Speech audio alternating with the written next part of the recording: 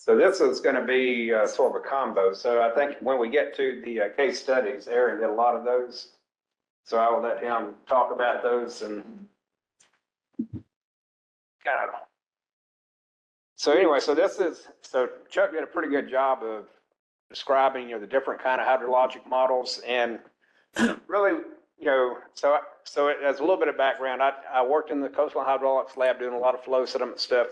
Then went to the environmental lab, got into more of the water quality, contaminant fate and transport, and also getting into more vegetation growth and so forth. So, based on the exposure that I've seen in terms of what we're trying to do with engineering with nature, I mean, GSSHA is really primed, to kind of be the model that can be used for, not just from a planning study standpoint, but also from an engineering design standpoint. So, I mean, it's really got a lot of the features that you want as you get into some, let's say smaller project areas. You need fine scale resolution, and you need to be able to look at things, move things, let's say best management practices or whatever nature-based solutions.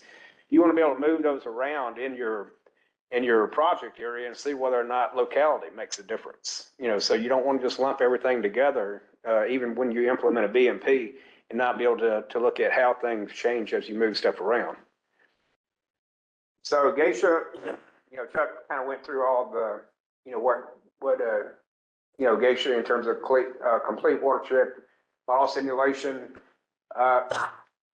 fully distributed, maintained by ERDIC, and distributed by ERDIC. I guess the main distribution now is the GSSHA wiki. It's where.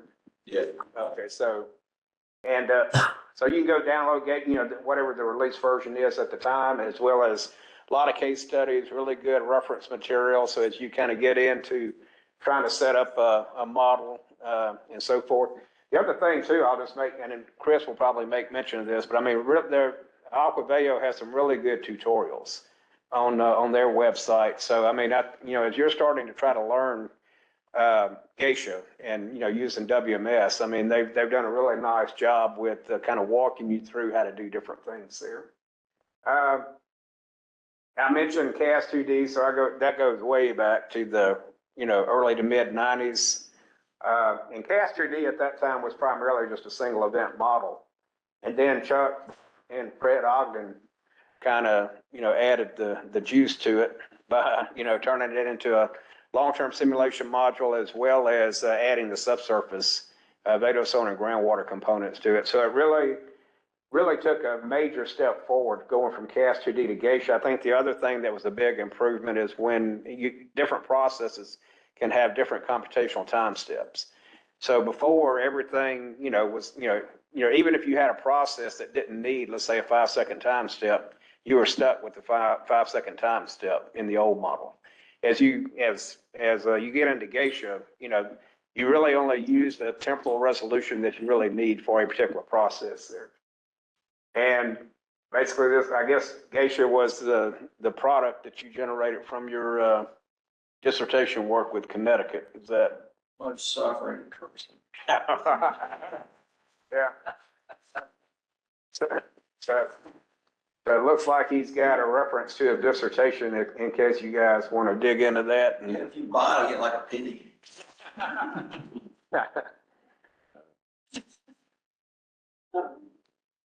All right, so GSSHA works on a uniform spatial grid. It solves the basic equations of mass, energy, and momentum, and solve with finite volume, finite difference methods. So really, when you look at, let's say, a lump parameter model or even a semi-distributed model, you're really looking at hydrologic routing processes that are implemented. With GSSHA, you're really solving the full hydrodynamic equations, and there's a lot of benefits. I mean, there's a lot of benefits to doing that. There's some computational baggage that comes with doing that.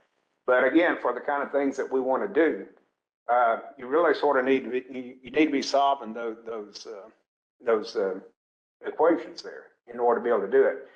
And so one thing I would say is GSSHA is almost, GSSHA does the hydrologic abstractions and all that, so it does the full hydrologic cycle. But like I said, it's really almost a hydrodynamic model per se, more so than a hydrologic model.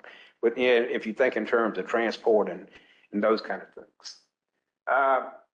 So point processes are solved at the grid level, and then they're integrated over time. So you're routing from grid cell to grid cell. I think the other thing by going with these basic equations is like, whether you want to come in there and let's say look at 1,000 square mile, not 1,000 square meter grid cell resolution, or you want to go down to a 10-meter grid cell resolution, you're solving the same hydrodynamic physical equations. So you can kind of go up and down in terms of your grid resolution without necessarily violating some method that you might be violating with some of the other lump parameter models. So we talked about spatial variability and physically based parameters. So, so what, why does it matter? It gives you more accurate model results, or at least we think it does. We think it does. And allows for better representation of future alternatives. So not only, so by doing the, as I mentioned before, by doing the grid cell resolution, the grid cell approach, you're able to, fairly easily implement changes in your watershed. So let's say whether you're changing, land use, let's say you're going from let's say a pasture to a forested area, or maybe you're going to an urban area, or maybe you're in an ag area and you're doing some sort of soil amendment, so you want to change your soil, parameters and so forth. It's fairly easy to drop in a new layer and then, without having to change everything else in your, your discretization. So it's fairly easy to do that. You also maintain locality. So, basically routing from grid cell to grid cell and then to your stream, wherever you drop in your BMP or you drop in your change, you're going to maintain that locality, and you can see, okay, by doing it here versus there, what kind of difference is that going to make? And with the parameters being physically based, so if you look at the parameters in the model, there's a physical, let's say basis for changing a parameter. So if you go from again, if you're looking at roughness or if you're looking at some other parameters, we pretty well understand that, okay, if you go from a pasture again to a forest or whatever, or you're changing from a, sandy loam and then you're adding some amendment to it, we physically know how to change the parameters so that we can reflect that in the watershed model. If you look at some of your other models, empirically based models, the parameters in there are not necessarily physically based. So as Chuck mentioned before, you may or may not really be able to justify, why did I change it by that much? A lot of times what they'll do is you'll have previous watershed studies, let's say for that area where they've calibrated. And so you'll look back and say, okay, well, for that model, this is what the parameter was. So I'm going to assume that's what it is now. If I change it. For a second. Say somebody. I have some stuff, breakfast cooking, but I can't register the software I'm supposed to use. But I think. All right, I think they were talking to somebody. All right, so we kind of talked a little bit about the spatial varying land use and so forth. So here, again, as you start getting into some areas and you want to bring in let's say nature-based features or solutions, whether it's bioswales or maybe you want to bring in permeable pavements or some other feature there, then by having the grid model set up, it allows you to kind of put those things in. And then so not only can you look at different, let's say, nature-based solutions, but you can also start looking at, okay, let's say I have 2 or 3 and I want to create, let's say, a train of features. So let's say you go from a bioswale, empty it into a permeable paver, and then go into a constructed wetland. You want to look at how does, not only how does, putting those together, maybe reduce flows and also reduce pollutant transport. But then you might also want to play with, okay, well, what order should those be in? Maybe I should go from a permeable paver back to a bioswale and then so forth. So you can play a lot of, not only location, but you can also look at different configurations of your features that you may want to implement there.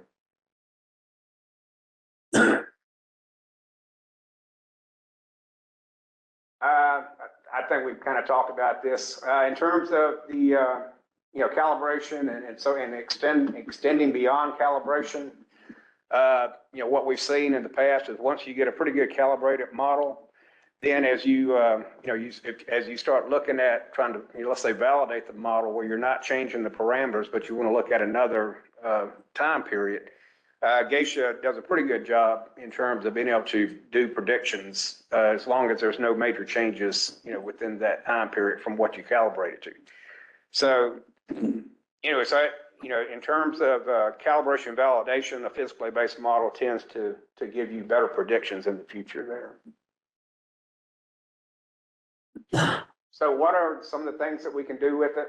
Surface hydrology, then the surface water, groundwater interactions, TMDLs, water quality, sediment management, and then also we've done stuff with contaminant fate and transport. We'll talk a little bit more detail here in a minute there. And these are, and I'm looking at your agenda, we're not going to hit all of these topics. I can tell.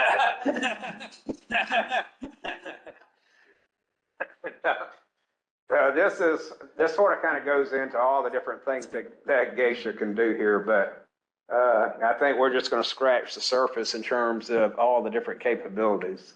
I think it's nice to mention that, those are, it's the capability, and those are basically all the processing you do, but they're all optional except for overflow.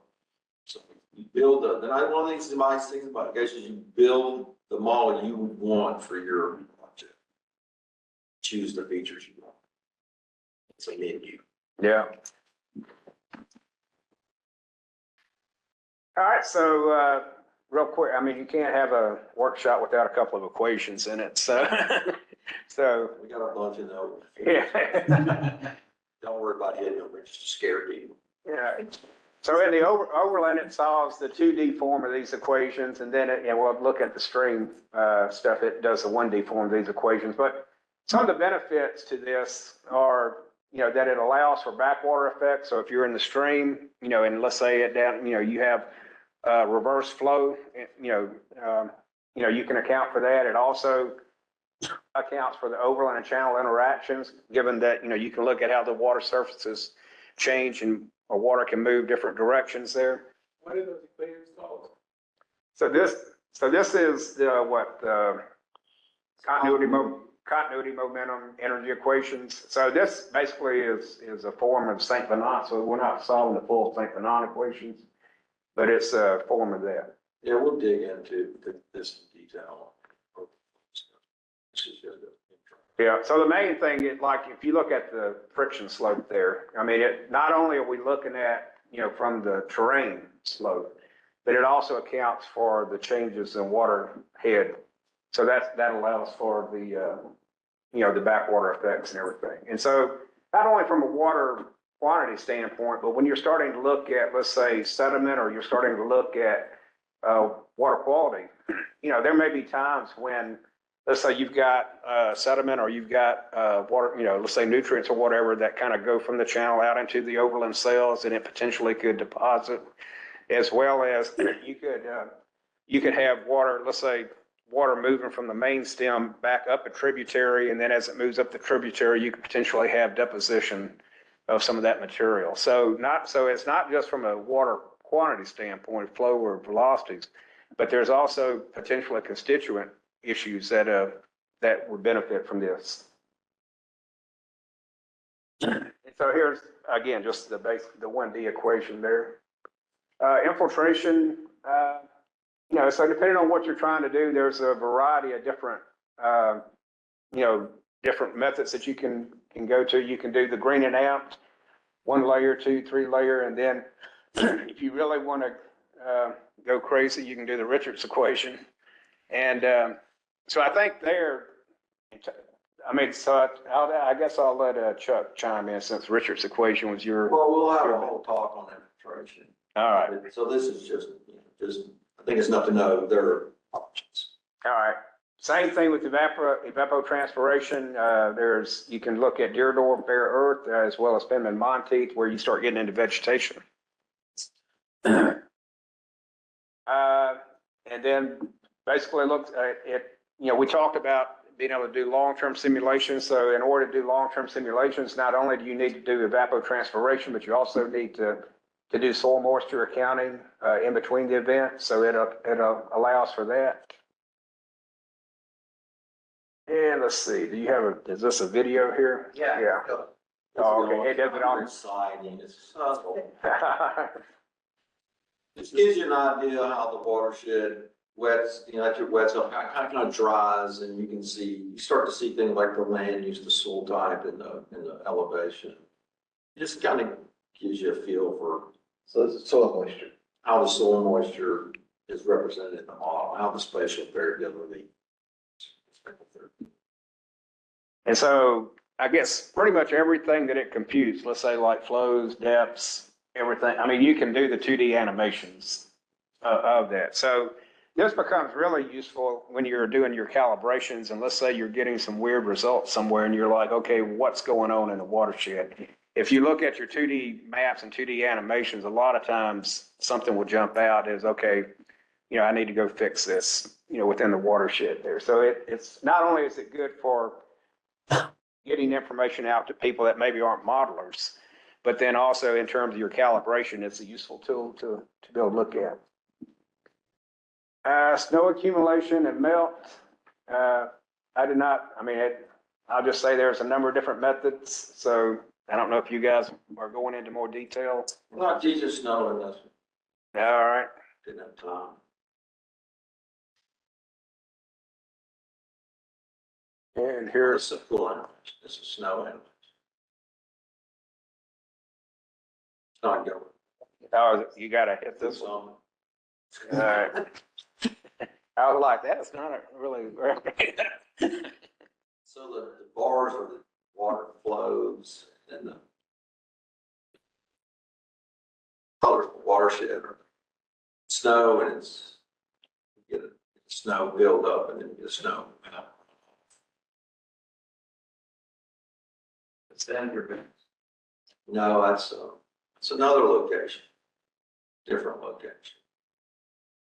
You can see how, like in this particular watershed, the elevation is so high that it has permanent snowpack up at the top. But a nice thing about the snow model is that it accounts for aspect and slope, and so I don't know if you see it on that video, but the north faces will hold the snow a lot longer. Say south face. It's a pretty much snow on it. Mm.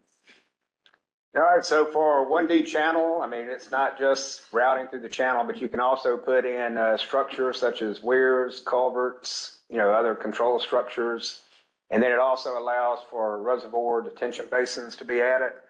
The interesting thing with this one is as your reservoir kind of grows and shrinks, it can, it can take out stream segments or add in stream segments. So that so it's like an adaptive type of thing that it's going on in terms of your, how your reservoir interacts with your stream links there. All right, so 2D groundwater, Chuck. Does it? Free surface groundwater equation, so only free surface, not confined to aquifers. It's not for those. And so it gives you the ability to do groundwater surface water action. I guess it's really heavy on the surface and light on the groundwater, I'd say. So we do groundwater almost exclusively to simulate the surface water correctly.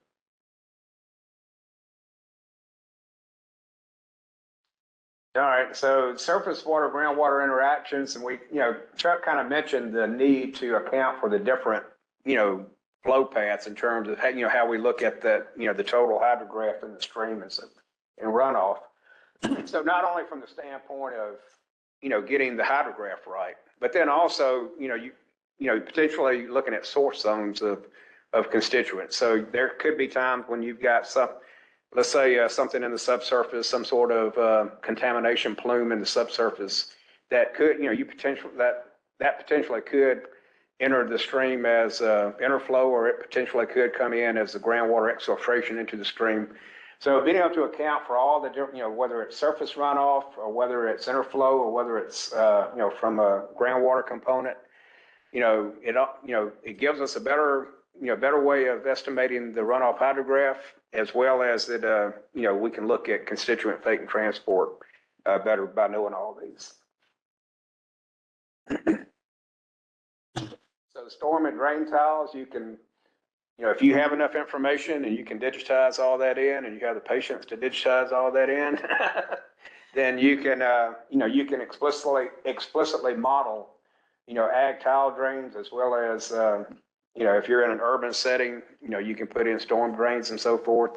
I think we've got a work unit starting up soon here where we're going to be adding some constituent transport, into the tile drain or superlink module. So right now, I think it just does flow, but what we want to be able to do is, as we turn on water temperature and as we turn on, let's say, nutrients or pesticides or whatever, we want to be able to, model the transport of that through the tile drains, and then potentially, and from an engineer with nature standpoint, possibly be able to use that as an engineer with nature feature where we can model the stuff in the tile drains going into some sort of feature like a constructed wetland or something like that, that could demonstrate some utility there. So sediment transport does, basically I say it does upland erosion as well as it does the channel sedimentation. And I don't know, you'll probably get into more details. Do it. Tutorial. But right now it does, it does a constituent transport, soil column, overland streams, basically for the contaminant. It can do multiple contaminants, which right now the kinetics are just for first order decays, and it does dissolved and sorb phases. Where we got some stuff under development. I mentioned water temperature. We just got to work out a bug and the water temperature will be done. But there are some other things that we, in terms of the clear water 1D and 2D modules are being developed within the environmental lab and working with CHL to start linking those in with GSSHA. And so here we're looking at nutrients. We can do sediment digenesis, in the subsurface. We also can do contaminants. We have a mercury module. I don't know that we've got anything on the horizon in terms of linking the mercury module to it. But I mean, if there's something that comes up, we can certainly do that. We got radionuclides, so we're working with the Air Force to, add radionuclide fate and transport to the model. And so there's a lot of, I would say there's a lot of water quality and contaminant capabilities that are, that we're working on currently that will be coming online soon.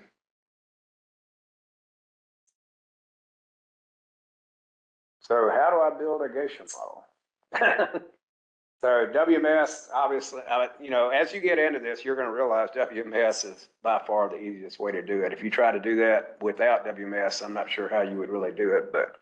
Some people have suffer.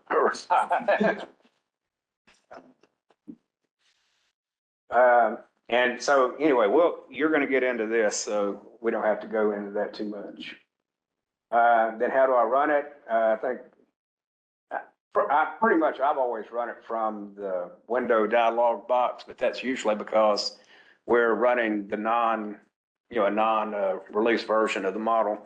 But I think you can also run it from WMS itself. And various platforms you can run on Windows, Linux, and supercomputer. So Aaron, I know you guys were working on supercomputer version. What is that? If somebody wanted to use that, is that available? And somebody wants to use it, just let me know. I'll be able to compile that. We compile out many systems. Are you the supercomputer person? Yes. Okay. Yeah, it just has to be, this has to be tweaked to compile it on a different system. Yeah, it's like a line. Like you got to figure out the right compiler. Yeah, and secrecies about different supercomputer systems. But if you're working on Windows or Linux, then you just grab the ones off the wiki and they're fine. So the supercomputer. They usually have like. Oh, Unix. I wondered does it run, can you run Apple with a emulator and still run WMS annotation? You said the emulator being like. Parallels or? Yeah, it does it. Okay, because usually you run into that it needs a network license rather than a single standalone. Or I don't know about something. WMS, that's this guy. Yeah, I mean, I think people run the WMS on, yeah. I personally don't use that, but, Okay. I think you should be able to compile GSHA for Mac OS, right? Yes. You Justin use was working on that over the summer. Okay. Oh, you can do it now? Yeah, I mean, I use Geisha on a Mac. I didn't use BMS, but I was able to compile the Geisha code and run it. So I better modify that. Runs on mine. I didn't know what it all meant, so I'm learning that now, but it's random. Yeah, we need to look at the answers. All right, so I think we beat this one in the ground in terms of why. I think everybody sees why we should use Geisha, right?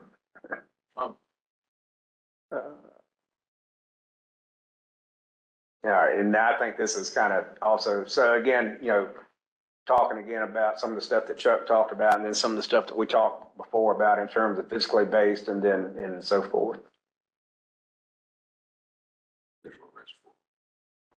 So Aaron, I think the rest of these are case study demonstrations, right? Yeah. So this is the Oak Valley. You want to? So what you're seeing is the water level in the reservoir itself. As it expands and contracts over time. So the reservoir sort of sits on the overland flow 2D grid and sort of works there, it fully interacts with the streams. We'll see more of this as we go through, but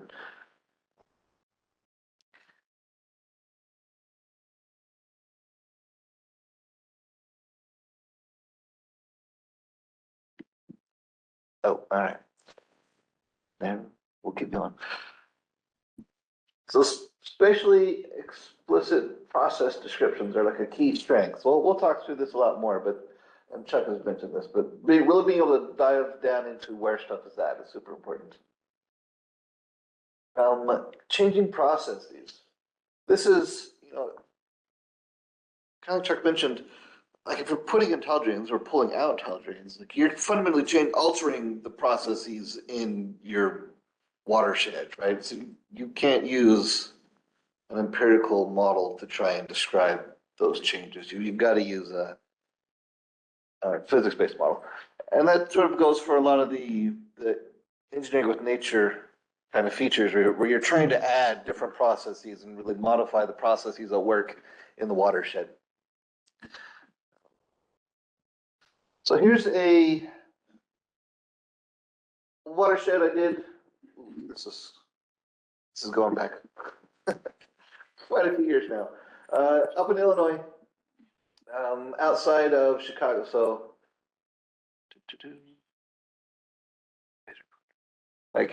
so here's the watershed. Like Chicago's like over here. Now you can sort of see the elevations here from erosion through here. There's a city right over here called Belvedere. Here's Belvedere. So it's a little over 1,000 square miles, a little over 1,000 miles of stream. This was all that we sort of had in the watershed: overland flow, stream flow, filtration, groundwater, tile drains, detention basins, wetlands, hydraulics. Like it was a complex model. The local county leaders, some citizen groups got together and worked with the Corps of Engineers district out there. They wanted to do a few different things in the watershed to help manage the watershed. So one was they wanted to buy up some farmlands, turn it into a big wetland. They wanted to remove tile drains. They wanted to assess the impacts of future land use changes across the watersheds. So there was sort of anticipated to be growth of a few different options. They had some planning options, and we were able to sort of figure out how could the watershed, the people in it, where would they grow, right? This was sort of my first sort of let me not walk up to my meeting empty-handed study right here where I said, okay, you guys want to add a 1,600 acre wetlands to your watershed. Okay, I know nothing more than that. So I grabbed the data, start plunking down a quick model. And so I just add a 1,600 acre wetland at different locations, right? So this is the no wetland. This is the, offline, this is the online, this is sort of higher up in the watershed, sort of in the middle of the watershed. Just so, what's the difference? All right, the only difference here is where this watershed is, or this wetland is. Right, and here's the results of changes in flow based on where. And so the only difference here is the where. So when you have like an empirically based model and you're lumping together parameters, right, values, you can't get the where. So this is one of the advantages of GSSHA. How do you define the wetland? We will get there, yes. Good question. So we're gonna look at, so this is actually where they ended up wanting the big wetlands, like it's massive. Where they ended up sort of paring back to where they were gonna actually put the wetland. But you can sort of see, here's the before land use changes. So lots of corn and soybean farmland area, some grassland, lots of residential areas. They want to put in a big detention basin. They want to look at zoning, right? Zoning was a big issue here. So here's different future options. So this was like they would put in a new freeway here. This was like the man version. This is sort of if you walk this back a few decades before there's a lot of people here. So different versions of including different growth levels of population densities, looking at where they would go, as well as with or without the wetland area.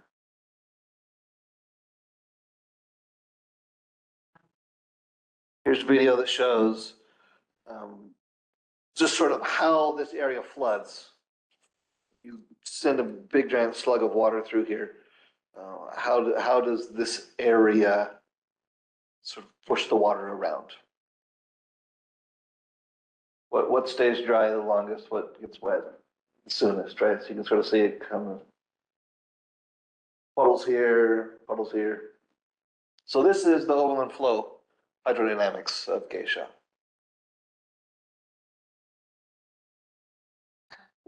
Something like this, simple, but it helps the farmers and all the citizen groups go, oh, okay, like a wetland makes sense here or not here. So one thing I would say too about this, so if you're in a really flat area, like a delta area, then as you have floods come in there, you can have basically interbasin transfer take place. And so a model like GSSHA allows that. So if you're trying to calibrate, on stream gauges, and you have the interbasin transfer taking place, some of your empirical models would be hard to capture. That's those two rivers merge. Yeah. Into one. Like, that's this is that same, one huge event that this is all based on. Yeah, they had like 100-year. CMS, that's a big number. It's a big number. Yes. They had a 100-year event like twice in 3 years. They were like, Yeah. They need some help. So here's kind of what the end result was. The different land use changes didn't end up changing the flow rates a lot, but adding the detention basin and the wetlands dramatically changed the flow rates, right? The reason why the land use change didn't change things a whole lot is because these were like second homes for Chicago people, urbanites. So they're buying up multi-acre land plots and, turning it into grass. So it's not like strongly different than, a farmer's field kind of a deal. You're not really adding a lot of impervious pavement and things like that. So didn't make a huge difference, but the detention basin did. Here's an inland flooding one. we'll show it kind of quick here. We looked at AdCirc, a different model that sort of simulates the coastal areas. So this is Hurricane Sandy flooding New York in a little over a decade ago now, 2012. So we had Nala and I, we stayed up way too many nights. So we had two models. One was sort of around the New York Bay here, sort of New Jersey, up New York, Manhattan, Queens, and so forth. This is Long Island, so we had two different models here.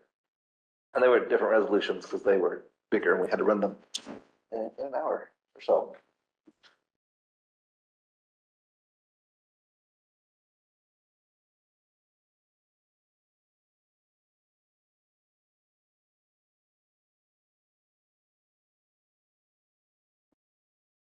There we go.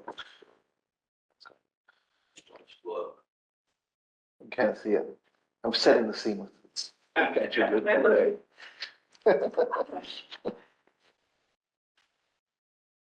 So this is the hurricane. So we used the boundary conditions in GSSHA to propagate the storm surge from AdCirc inland, but we also added the rainfall. So AdCirc doesn't have rainfall. So we could take rainfall forecasts, use that to sort of flood the city from the inside out, use the storm surge conditions from AdCirc to flood the city from the outside in at the same time. There's a lot of flooding. We were pretty close. So this was all, we actually did this 3 days beforehand.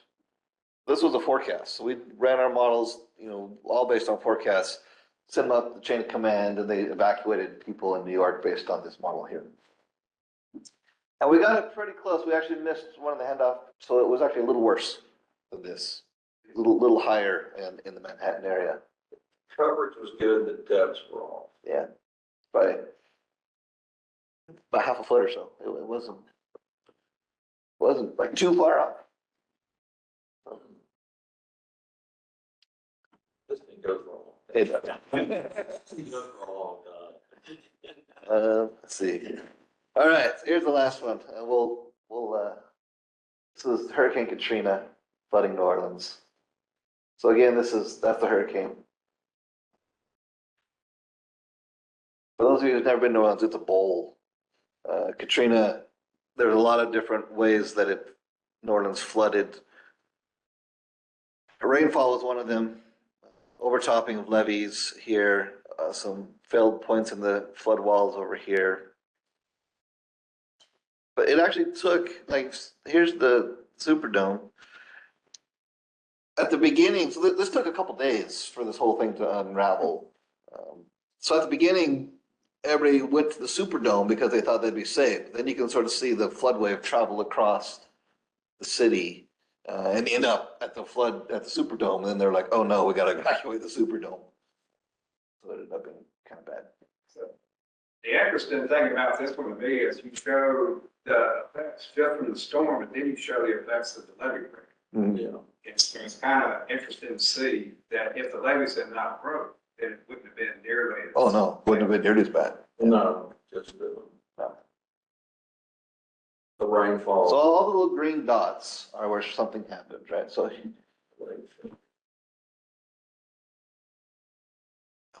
back here is where the levee overtopped. Here, and here, that's where the seawalls, like a little hill with a concrete wall, and the seawall just opened up and just flooded in. Over here, there was a railroad pass through the flood walls. They couldn't get closed, so they sandbagged it to 4 feet, but the water got to 11 feet, so that was a bit of a fail. But you can sort of see just at the very beginning, there's just a lot of rain. Just overwhelms everything. Yeah, they had to pump the water out of New Orleans, and the pumps failed during Katrina. Yeah. And so it exacerbated. I mean, they probably would have been overwhelmed in the pumping rate. Brand new giant pumps. Oh yeah, and they learned they had all the backup generators for the pumps on ground level. So when they flooded, the generators can come on. They learned a lot from that one. Yeah. Fortunately, this thing took months to dewater. It was so bad. Anyways, there we go. And then also one of the commanders said that this model showed the same, people testified that at one point the water. Mhm. This model showed that. Yeah. It was- Exactly. Yeah. All right.